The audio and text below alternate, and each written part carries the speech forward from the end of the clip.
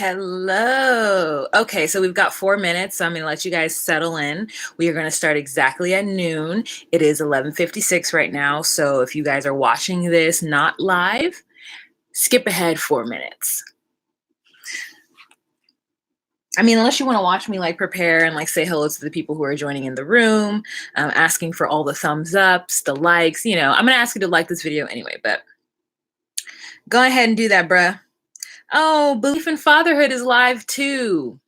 Hey everybody, Lou guys, Sarah, Nada, Hot Cocoa Bang Bang, Karen, Audrey, Jordan, Dia. Hello, welcome to Morning Tea. Orlando, Florida, okay. Canada, okay. Yeah, I know Canada's a lot in here. All right, Germany, Long Island, Germany. Man, what is it, like 8 p.m. there? Cool. 26 people in this room, 10 thumbs up. So if we can get some thumbs up, that would be awesome. So that people who are joining the live chat know that it's a fun place to be. My water's back there. I should get my water. You guys notice I got new furniture. If you don't follow me on Instagram, then you wouldn't know that. So you should follow me on Instagram at Just Call Me Wah. Let me get my water. It's far away.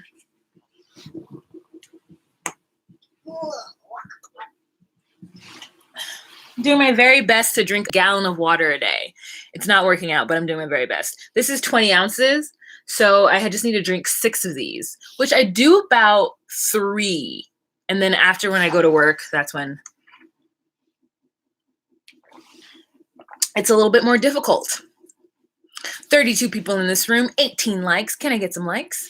All right. Hi, Clouds. Hi, Trish. Hi, Kay. Hi, Jonesy. Thank you, Lou Guy. Thank you so much. Nicole. Oh, hey girl, LA.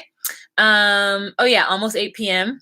in Germany. Hi from DC. Hi, Sabine.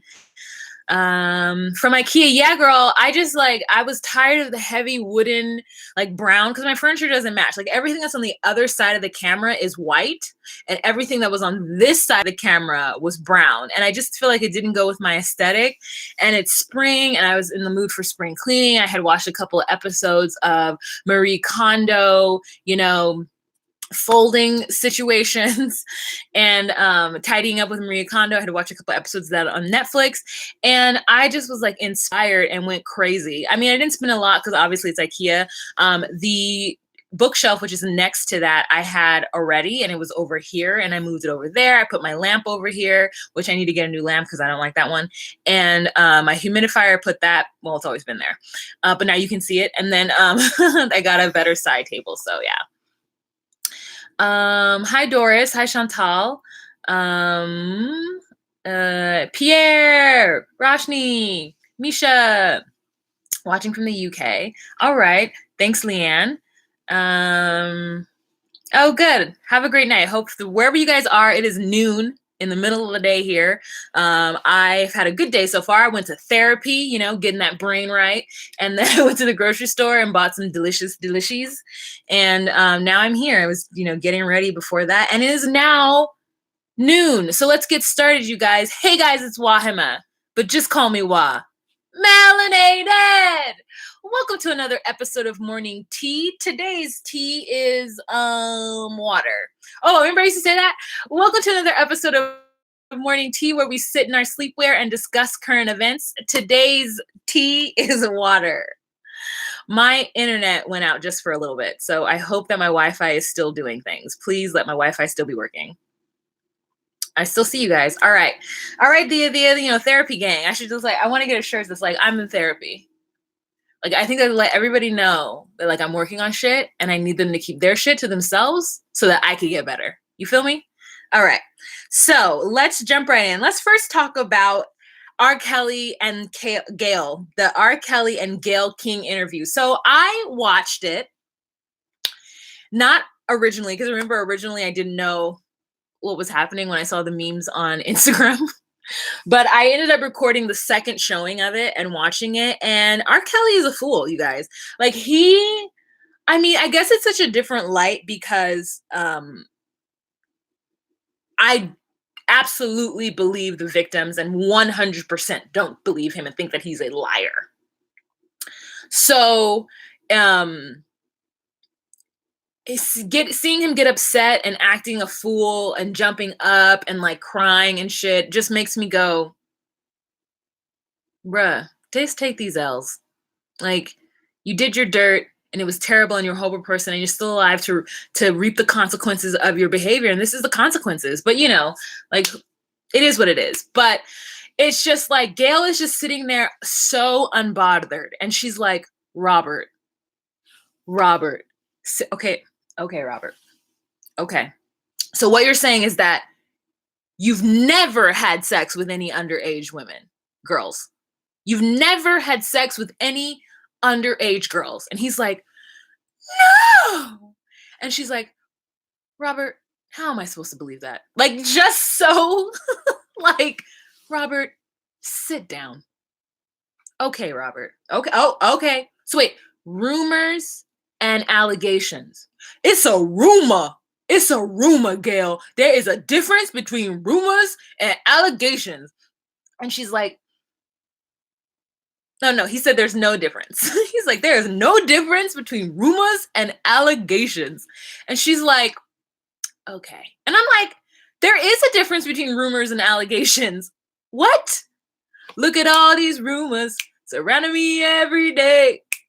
I just need some time. Like, rumors are are things that people are talking about, you fool. Like, allegations are charges and like things that people have said to a court, to a prosecutor. The allegations are like, it's not the same. And then she's like, Robert, why did you go to the McDonald's after you got out of prison? Doesn't it seem like a little like thumb in cheek or whatever, nose thumb up? What is it? Whatever the saying is, doesn't it seem a little dumb for you to go to the very same McDonald's that everyone is saying you picked up underage girls at? And he's like, Gayle, I don't know if you have ever been to prison. Have you ever been to prison, Gayle? And she's like, no, Robert. And he's like, well, I was hungry. Okay. So I go to McDonald's. McDonald's is my favorite restaurant. I know I'm a millionaire and that sounds ridiculous, but it is. He didn't say that. I said that, but it is ridiculous. McDonald's is his favorite restaurant.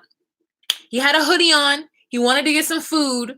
So he went to the McDonald's, the very same McDonald's, because the M in McDonald's stands for mom, because his mom used to take him there when they didn't have much money to get a cup of coffee and a Danish.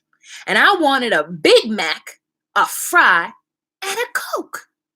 I'm like, is there no drive-through? Was there not a one drive-through McDonald's in the city of Chicago that you could have gone to and had like, or could you not have had your driver or someone else go in there? Did you, R. Kelly, have to walk up in there like big man on campus?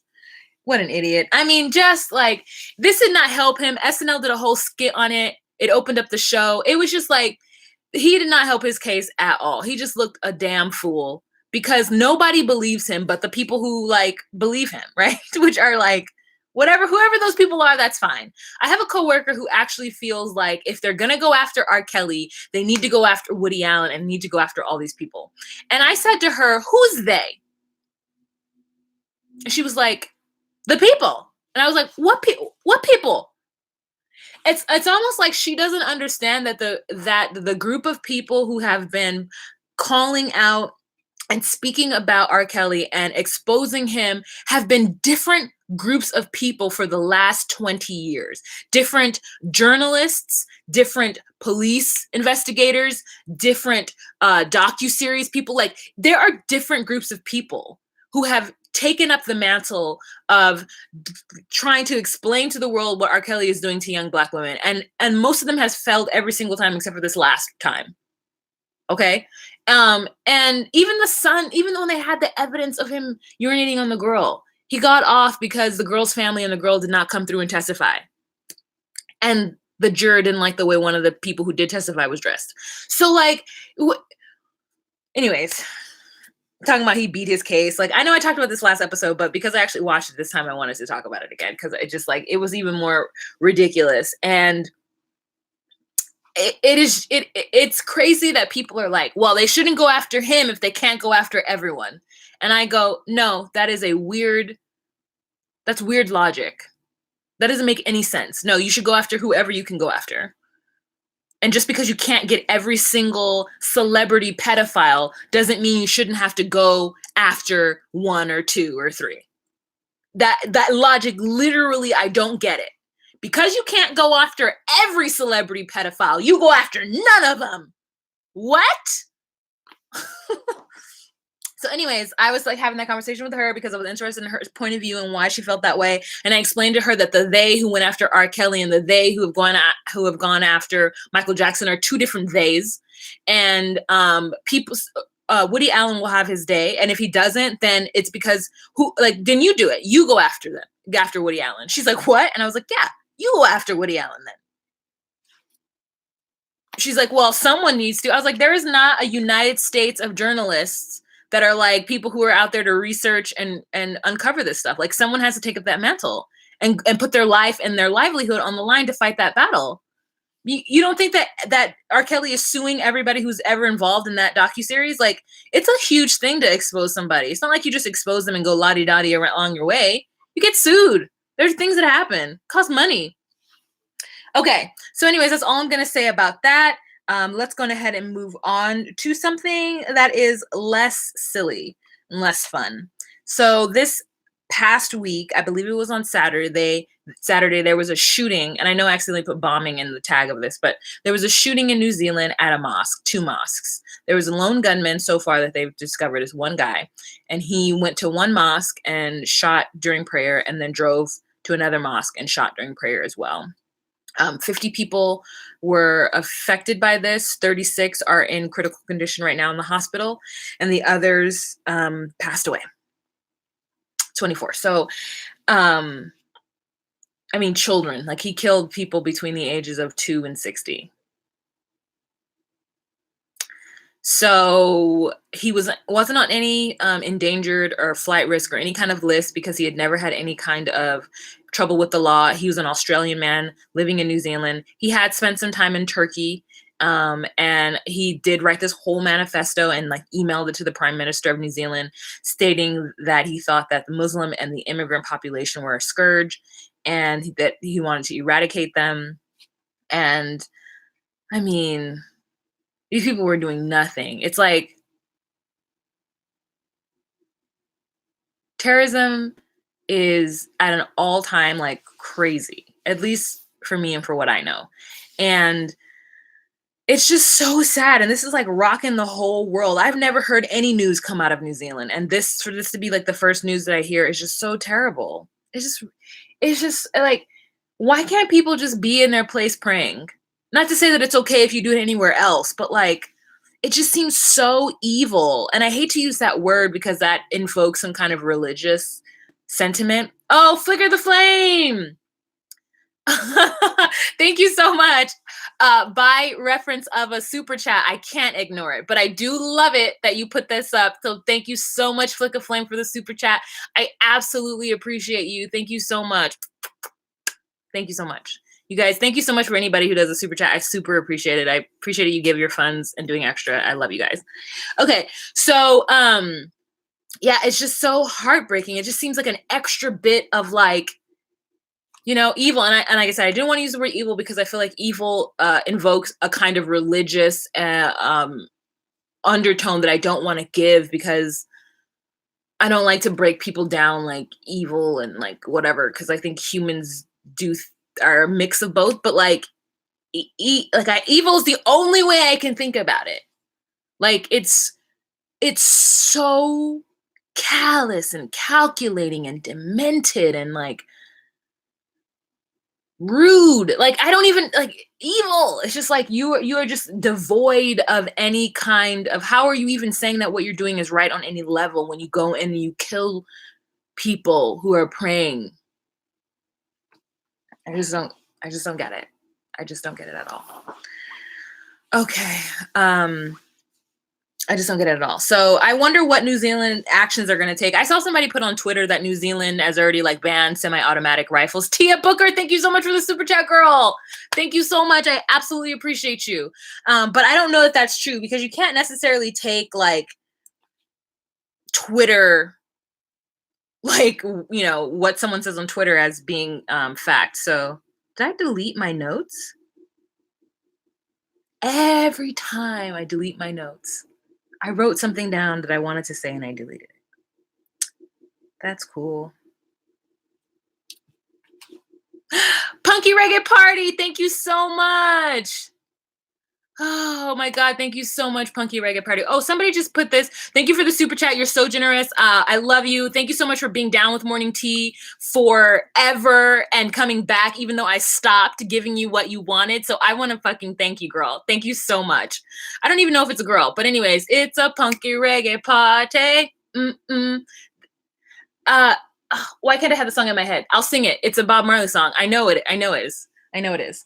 Tell me what it is and I'll look it up and I'll sing it to you at the end. Okay. So someone says, Washinawa says, I think people have a hard time calling murders evil when they're white. No. I have a hard time calling not murders evil, not necessarily murders, but I feel like evil, like when they were calling like Saddam Hussein and like the Middle East the axis of evil, like I felt that was really judgy for the US to do that. Because I felt like, how are you calling them evil? Like the US has done some fucked up shit. And you're deciding to call these people evil. Like evil is something that invokes in a lot of different people a place of where, these people don't have any soul and they don't have any value and they don't have any, like, there's something about them that's just like a monster or a demon, that I think of when I think of evil, when I think of it. Not saying you do, but when I think of it. So like, I don't like to put that kind of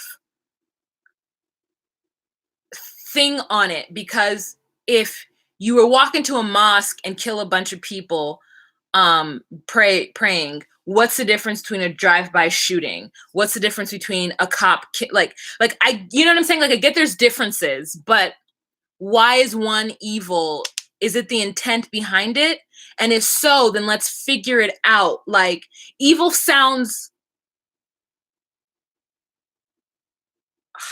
this is why it's hard for me to do live videos, because I I hate having pauses like this. But evil sounds cartoonish to me.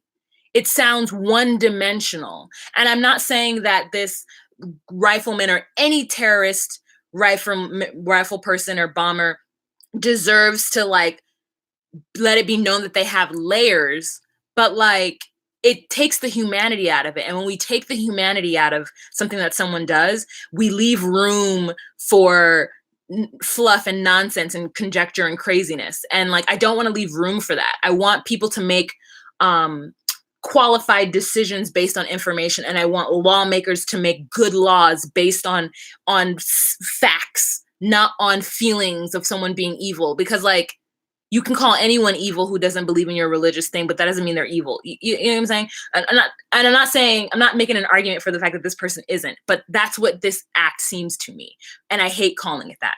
So I know that it's like, I'm all over the place. But like America has done a fucking lot. You know what I'm saying? Like they have contributed to a lot of the shit that's happened in Africa, a lot of the massacres, a lot of the genocides, like a lot around the world. So like to call a group of people evil is like, yeah, I agree with you, Miriam. Like to call a group of people when the CIA and different like American shit was providing folks guns to kill each other over there, like pot kettle girl, like pot kettle for reals. But anyways, so,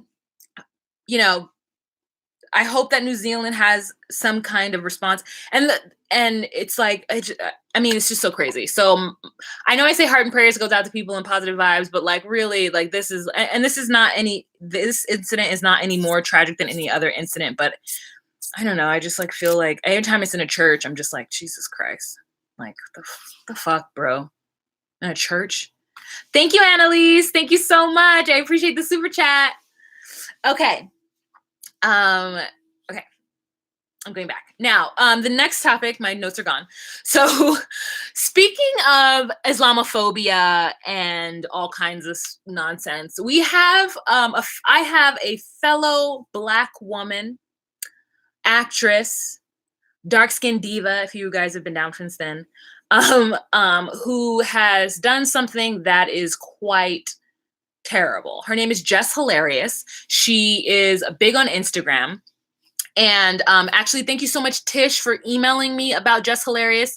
I had no idea what was going on. I follow her, but I don't be like following her. You know what I'm saying? I don't know what's going on. And so what she did, this is what the story is. This is what the story is. So she was boarding an airplane, and she's somebody who does a lot of like Instagram posts, a lot of Instagram lives, a lot of Instagram stories, like all those things, videos. And so she posted this thing and like turned the camera on some Sikh men and was like talking about how scared she was and like they needed to get off the plane and like something like that. Like something like that was crazy because the people are Sikh and not is, I mean, like, okay, let's not even go into that. There's 2 layers of this craziness. So she said that she was scared, and then she shut her phone off. And then when she landed, I guess she had gotten so much negative responses from it. She opened up her phone and started responding and defending herself by being like, I was scared. I don't care what you guys think. I'm scared. Fuck y'all. I'm allowed to be scared. Blah, blah, blah, blah, blah. Like, I didn't want them on the plane with me. And apparently the men were removed, or at least the man. I don't know how many men. There's some reports that said it was 4 men. One report said it was 1 man.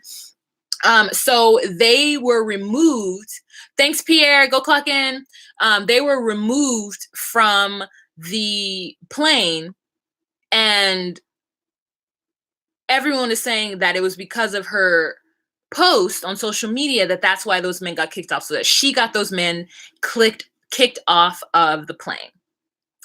And so she didn't hire a PR person, but I guess a couple days went by, and then she made a response on Instagram, an apology, saying that she had no idea that there was a difference between Sikh and Muslims. B, said that she's not Islamophobic, she's not xenophobic, that she's just really ignorant, and that she doesn't know any better. I'm gonna let you guys just go on ahead and watch her apology. I take her apology for what it is. I believe that she is absolutely fucking ignorant. 1. 2, I believe that people are allowed to make mistakes, even though this mistake was crazy. And 3, believe that because she's a comedian, like they sometimes feel the license to be able to just express how they're feeling at any time. And because she does it on social media and she's gotten a lot of positive accolades from that behavior in the past, it just seemed in line with her brand. And so I don't think there are certain pockets of people who don't realize how, depending on your news feed, depending on your political news feed and how you get your information, there are some people who really don't understand that, like, you could personally feel scared of a Muslim person or a person that you think you are identifying as Muslim. You could personally be scared of them, but like to yell and announce it in public would be looked down upon. And maybe around her constituencies and around her friends, they make jokes about, seeing a Muslim person and being scared that somebody has a gun or somebody has a bomb, and it's funny and people laugh about it. That she didn't realize that how that would transform onto her social media platform. And then she did it and then wasn't there. Like, anytime anybody does anything before they go on an airplane, girl, like, just think about that. Don't make decisions before you get on an airplane. And because the response and her was so negative, and her automatic thing is like, what? I was scared. Like, I'm allowed to be scared. I'm a human. I'm American. I'm a female. I'm allowed to be scared. If y'all are scared, y'all would do whatever, like blah, blah, blah, blah. But it's even more than that. It's because she has a platform and she's spreading this kind of crazy negativity and this crazy xenophobia. And is it xenophobia? It might be. I usually think of xenophobia as being within the race. So like if a Black American person were xenophobic against a Dominican Afro-Latino, or xenophobic against a Nigerian, that's what I consider xenophobic, but I could be wrong. So like the thing is though, Chrissy, great point, that she was scared of the Sikhs because of their turbans, but she wouldn't be scared of Nick Cannon with his turban. Now here's the deal. Now here's the layer beyond the fact that she was doing something that was crazy. The fact is that she didn't know the difference between being Muslim and being Sikh, which is like crazy, but okay, like there are people who are just ignorant about that. Okay, they're fine. But then the thing is to act on your Islamophobia as a Black person. And I know that there are going to be arguments for this, but here is my argument as somebody who is an educated Black person who is aware of white supremacy and social construct and racism in this country, right?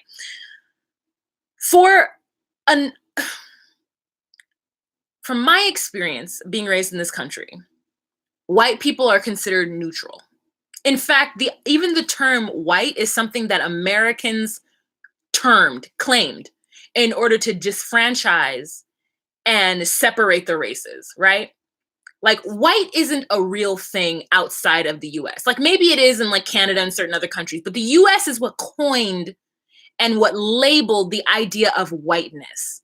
Because when our forefathers were here, in order to separate and justify slavery and justify the killing of the Native Americans, they had to term the group of people who weren't being prosecuted as something. And they termed them as white. And a part of that, Jewish people weren't considered white when right? So in our modern time, right now, Jewish people are considered white. Like I've never thought, oh, they're not white. I'm like, you're still white. But like what I'm saying is that over the time, different groups of what we would now consider white people have been brought into the term whiteness, right?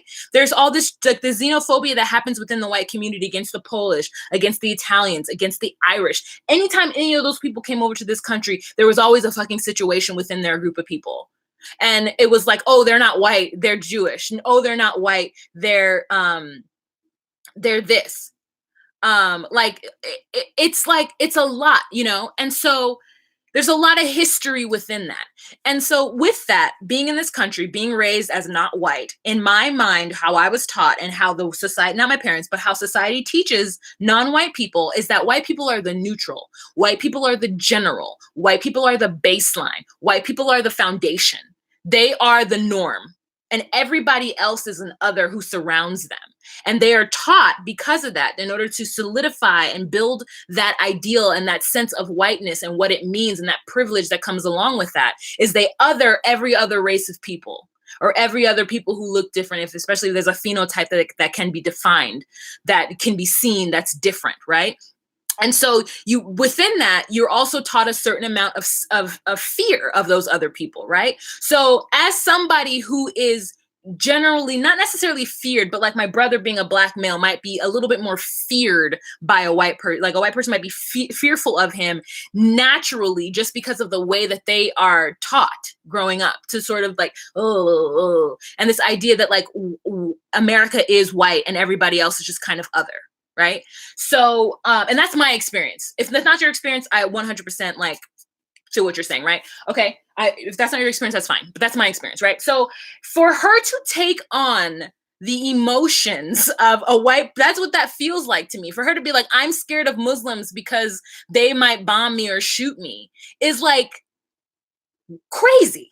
Because like, why would you be scared of another other? Especially when you know that the negative connotations and the negativity and the stereotypes and the fear that is put onto your race affects you in certain ways. So why would you do that to another group? Why would you take on that persona of fear against a Muslim when that is not you're not social, you're feared too, ma'am? Like, why are you scared of them? Now, the fact is, if the girl says she's scared, she's scared. I'm not going to take that from her. But she needs to be educated more, because there is no reason why any person of color should be scared of another person of color based on propaganda and rhetoric taught to us by white America. And listen, I'm not having a problem with white people as an individual. If you're a white person watching this, please do not take any offense. But that is just my interpretation of the way that we are socialized in this country to fear each other. And so like, it's not something that I'm saying like anyone gets a pass to do or feel. I'm just saying that it feels like you're not aware of the information that we're taking in. Anytime I find myself feeling a certain way or feeling a certain stereotype about a group of people, I take a step back and I'm like, why do I feel that way? Who taught me that? Like, is it the country that's teaching me that? And why do I think that? Do I need to do some research? Do I need to figure out why I feel the way I feel? Because I don't want to feel that way about another group of people. I don't want other propaganda of fear to be on me to make me treat somebody differently, because I know how that feels to be treated that way. So anyways, I hope that I was clear. Please don't go into it and being like, so if she didn't say this, she meant that. I already kind of saw that. Let me go back to that thing. Oh yeah. So black people don't get a pass, but white people do. Who created propaganda to begin with? Like, I'm not gonna, don't read into this something that you want so that you can fight me. This is not about that. This is more so about me trying to think through a black person being so scared of a perceived Muslim person that they would put on social media when you're getting on an airplane, which is already such a sensitive issue, that you're scared. And she's saying that she did not cause that person to leave, that it wasn't her tweet that got that person off of the airplane. I don't know how she knows that. But if she says that, then I'm going to go on ahead and believe that until someone says yes, until the airline comes through and says, because Jess Hilarious said that she was scared and uncomfortable, that's why we removed that man. Then that's a whole other fucking issue where I'm just like, you really need to be careful with what you say. And whatever the consequences are of your actions falls on you because you're an adult, you have a child, you have a career, you should know better. But anyway, so that's what I think. Again, I don't need anybody to come in here and try to figure out holes in my logic and tell me how I'm wrong. If you do, call in, don't call out. Let's have a conversation and let me know what you think. Don't ask me a bunch of questions in a row. Just tell me what you think. Tell me how you feel. But that's how I feel. Let's see. Now I agree with that. First, I noticed that in high school, white men think that they are the norm, being others. Yeah. So like that is my thing. Let's get to Lou Guy. I talk to as many new people who look different, talk different here in Canada, and we have a great variety of people, so they're lovely. We share numbers, visit homes, and long-term friends. Kimography, no excuses in this information era. There are whole Muslim and Sikh people inviting people into their lives via vlogs and Insta stories. Yeah, I don't think there's any excuse for her not knowing, besides the fact that, like, I just know that people in America, we're not taught to, like, learn things.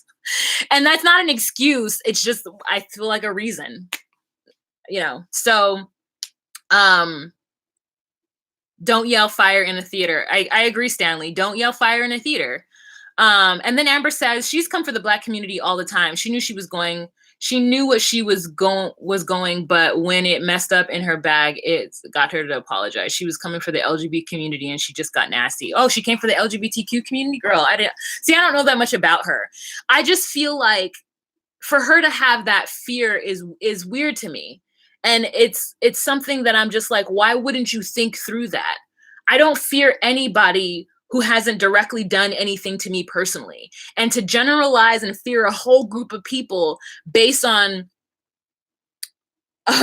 information that we are given is not right. And like, I don't think it's an excuse for anybody, but I think that it's a reason.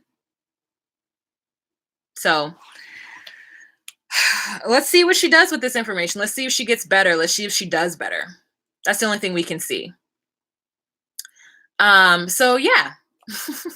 All right. So the next topic that we are going to talk about is Conway versus Trump. So if you guys aren't aware of this, Kellyanne Conway, who I know this is going to be very controversial for me to say, I kind of like any woman who is in Trump's camp, and not because I'm like, I love their politics, but because I'm like, you go girl.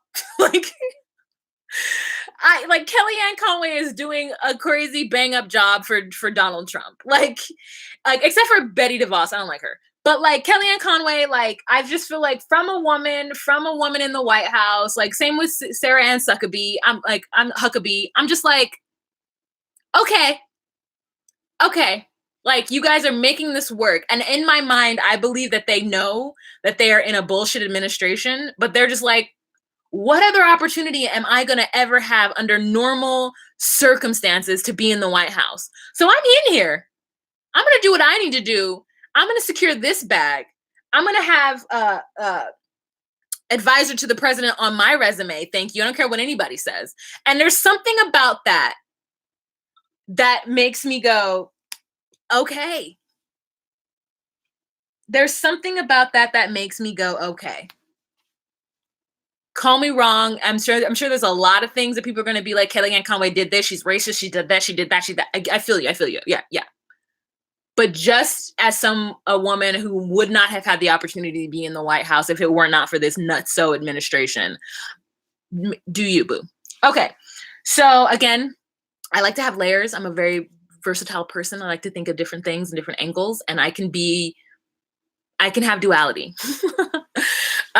So anyways, but her sitting on that couch, girl, when the Black Caucus leaders were there and her no shoes on, I was like, miss, can you put your shoes on in the White House in the Oval, please? Thanks, ma'am. Anyway, so her husband, and they're both Trump supporters. Apparently her and her husband are now in a disagreement. Well, no, let me say this differently. So her husband, I guess, wanted to be in the Justice Department somehow and didn't get it. This is what Trump is saying, right? That he didn't get it, and now he's jealous of Kelly, and he is making her life a hell. And it turns out that after after the Muslim ban, Kellyanne Conway's husband, George Conway, he stopped supporting Trump. And I guess he was kind of vocal about it. So while his wife is one of the head advisors in the White House supporting this president who is her boss, he's literally at home like, that idiot, you know? So like, she's having to go to work and then come home, her husband who doesn't like her boss. And it turns out that there was some drama. And like this last weekend, her husband started just like posting things on Twitter about what narcissism is and what all of these other like neuroses and different like definitions of what it is to like point at the president. And the president then responds with like something crazy. It's on my computer. The president responds with like, he's jealous of her. His wife is doing a great job, and he wanted to be in part of the judicial system, and I didn't let him. I don't even know who that guy is. Like, how are you going to say that you don't even know who George Conway is when he's literally the wife of one of your top advisors? I mean, the husband of one of your top advisors. So basically, he's like putting down Kelly as well by saying she has like a terrible husband and all this shit on Twitter. On Twitter. Could you imagine your boss and your husband fighting publicly? And you're just like,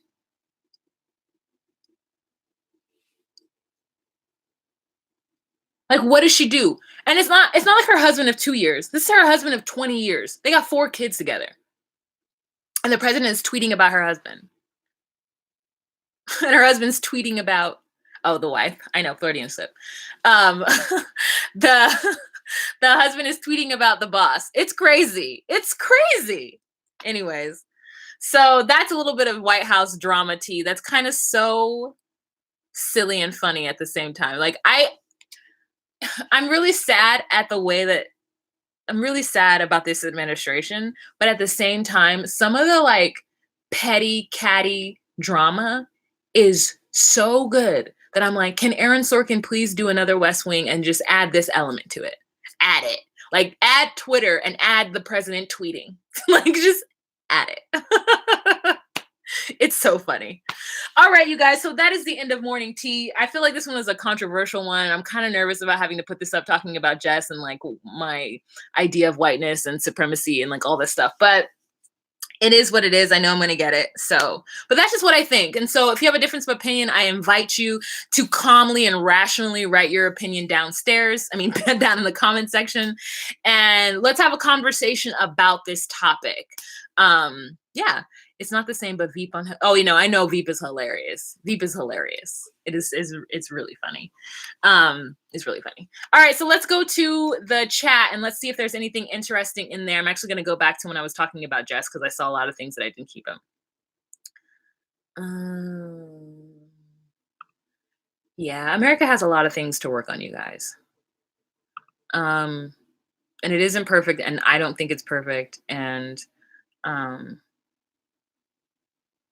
but as a Black woman, I don't want to down Jess. That's another thing too. It's like, I'm not here to like put her down or counsel her or anything like that. Like, I really don't even like to talk about Black women unless I'm like talking about it from a very like when I talk about oh, not Omarion. What's her name? Omarosa.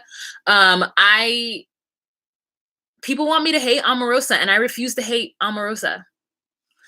Daniel Caesar. Somebody said something about Daniel Caesar to me. Um, is it because of okay? Yes, Jules. There's a situation with somebody by the name of Yes Jules, who is a white woman rapper in the vein of Iggy Azalea. And she said or saying some like negative things about Black women. And there's an uproar because she was like talking about because she has a fat ass and like something that Black women are disrespectful or don't like her.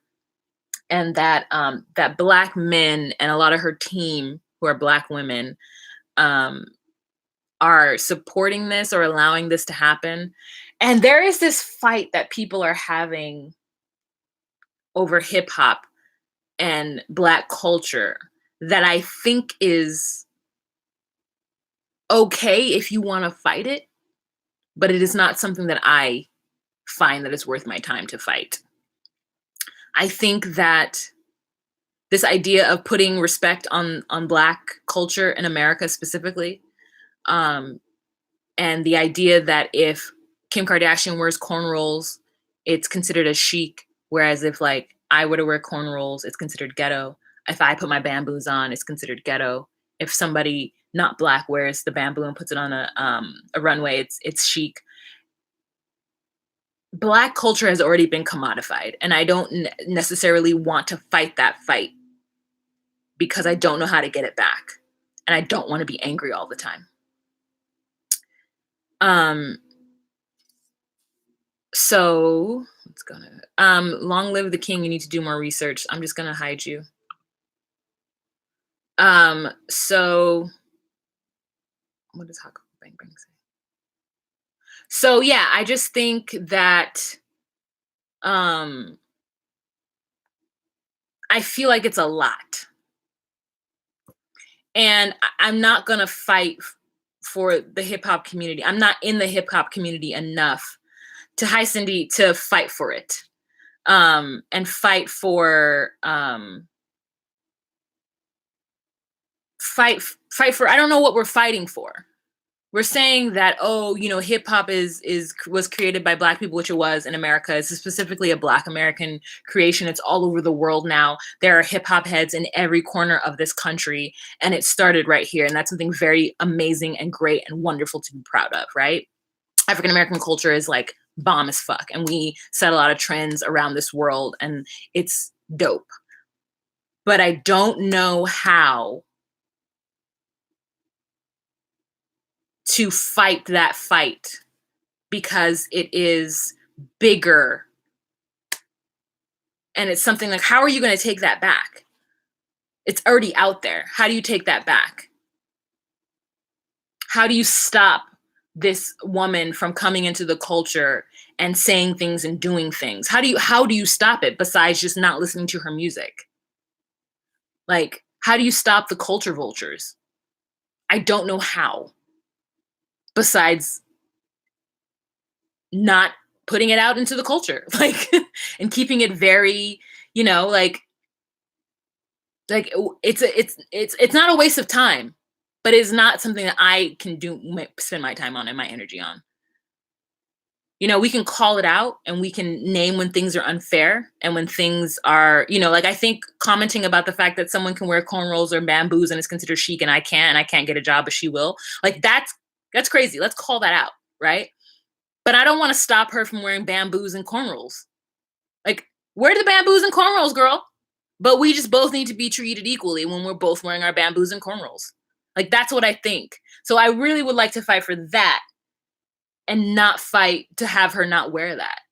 To like, I can't be, you know, the fact that people are getting butt injections and big lips, girl, like, welcome to the club. Like, that's how I feel. Like, it sucks that you're gonna make more money and still be able to be seen a certain way, but like, I don't know how to fight that. I'm still gonna have my big butt and my big lips though. I'm still gonna try to get all the same jobs and the same, you know, things. It sucks, but I think part of the way I combat it is by having my own YouTube channel and fighting it that way and just doing what the fuck I want to do. So I'm not waiting for someone else to give it to me and be mad at the girl who's being able to do it and I can't. I just feel like it's a waste of energy for me. It doesn't help me out. It doesn't help me, my mental. Girl, I'm in therapy. I'm trying to figure stuff out. Quasi. If I wore cornrows, I wouldn't be able to get a job, and I'm white. But but not specifically getting a job in like corporate America, Quasi. I'm talking about like having it being chic and having no one judge you when you're wearing it. You would still be judged, right? People would be like, "Oh, she's wearing cornrows. She's white. She thinks she's black." Blah blah blah. I mean, you get judged with it, but I think when it comes to fashion and stuff, it's seen as chic. And so, yeah, like I think there is this idea that Black men are. Oh, Yvette, you think it's a good idea? I was actually thinking of getting a shirt that says, like, making a shirt that says "T-shirt." I'm in therapy, working through stuff. I'm in therapy. Leave me alone, or something like that. I'm gonna work it out. So it has to be like not a lot of words on the thing, but yeah, I just think that at some point she will be stopped when it gets too crazy and too hectic. But and so someone was telling me to deal about Daniel Caesar. I don't know who Daniel Caesar is. I went to Instagram, I looked at this thing, and I don't know who he is. I don't know how he relates to that story. So I can't compare the two, or I can't contrast like what he's saying in defense of Yes Jewel. But yes, Jules, but like I won't listen to her music. Like, just let me know. I wouldn't have listened to it anyway. But like, I can't fight about it. I can't have the argument about it because I feel like I'm wasting my time doing that when I could just be like putting the time towards anything else. Like, I don't want to be angry at people for making money off of a system that puts me down. Like, we can either get to the root of the problem, which I don't know where that is, or I can figure out something to do on my own. But that is just my mechanism, right? That's not everybody's mechanism of handling stress or handling drama. That's how my mechanism is to be like, great, I'm gonna leave that over there. I'm gonna go over here and figure something else out. Bye. Like, I don't have the energy for you. I only have the energy for me. All right. So that is it, you guys. I want to thank you guys so much for joining Morning Tea. There was 47 minutes. Thank you for hanging in there. We have 115 people in this room, 76 likes. Can I get some likes? Let's get some thumbs up. I'm going to sing Chris's song for you guys. Thumbs, thumbs, thumbs, thumbs it up. Thumbs it up. Thumbs it up. I said thumbs, thumbs, thumbs, thumbs it up. Thumbs it up. Thumbs it up. Thumbs it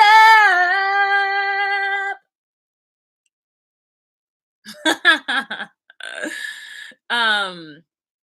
Cause it's a punky reggae party. Thanks so much, Punky Reggae Party. I want to thank you all of the guys who did a super chat.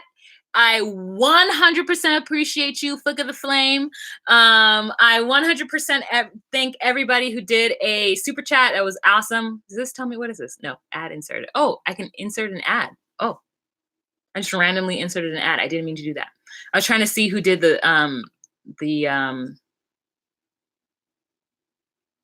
super chats. Couldn't remember.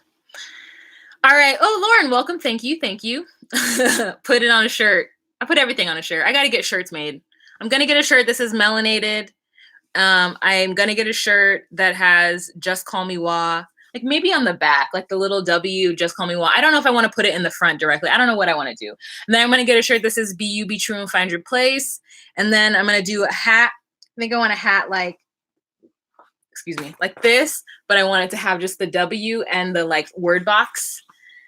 So yeah, if you guys are interested in merch, let me know, because I'm gonna do it. It's gonna happen one of these days. It's gonna happen in April. It's part of my like yearly goal plan.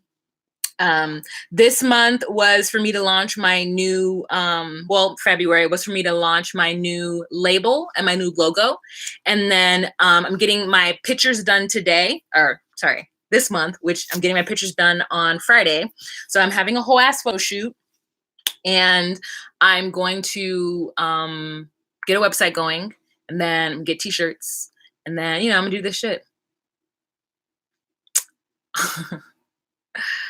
Okay, that is it for this episode of Morning Tea. Go on ahead and leave me a comment down in the comment section. Let's have a kiki and a conversation. And remember to be you, Be true and find your place.